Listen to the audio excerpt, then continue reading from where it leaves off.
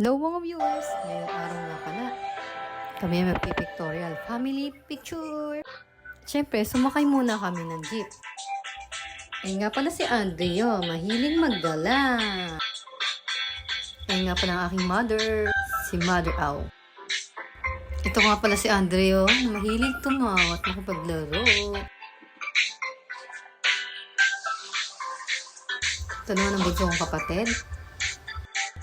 Pamangkin, si Adi na pang-5 sa magkakapatid, si Ali na pang-4, at siya naman ay pangatlo.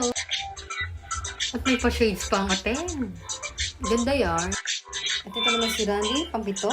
Dito kami sa festival ng Alabang. Great image ang aming look healing pag-pictoriahan.